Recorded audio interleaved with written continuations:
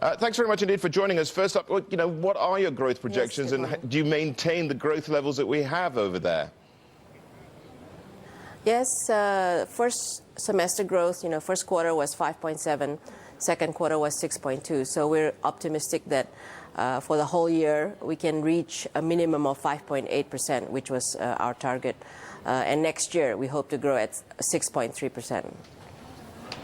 Yeah, but I mean, there are risks to this as well. Inflation seems to be rising there in Indonesia, while simultaneously you've got a central bank which is concentrating more on growth than tackling inflation.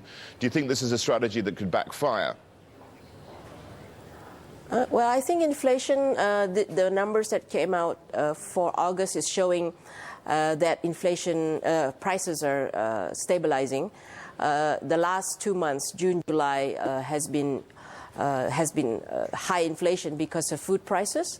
But in August, we have seen that food prices only contributed 0.09% to the inflation rate of 0.76 in August. So the main driver of inflation in August was the rise of the electricity rates, of contributing almost more than 50% of that inflation. So we're confident that with prices stabilizing in the next quarter, that we can reach our inflation target of 5% plus or minus 1.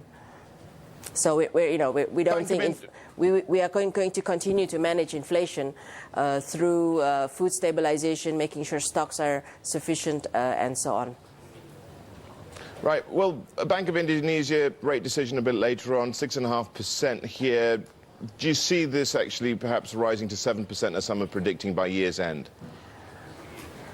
Well, I can't comment on the central bank, but I think we, in our macro meetings, basically we think that inflation is manageable. I mean, a lot of the higher inflation rate is being caused by volatile food prices. If you look at what's called core inflation, actually core inflation is still very stable. We think that once the food prices can be stabilized, then actually inflation is very manageable. Export growth slowed down a tad in July here. Your main trading partners, Japan, the United States, Singapore here as well.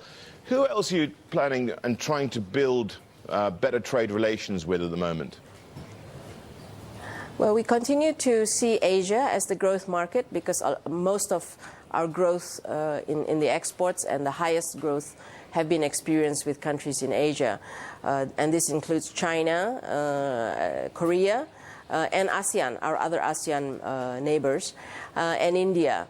And we are also looking to build a relationship with Russia and the Middle East as new markets.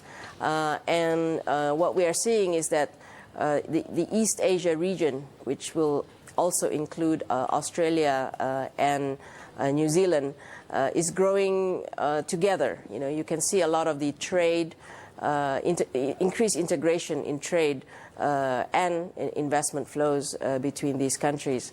So I think it's sort of a natural complementary pattern of growth which we are seeing now, and it is complemented by the regional integration agreements that we have in place.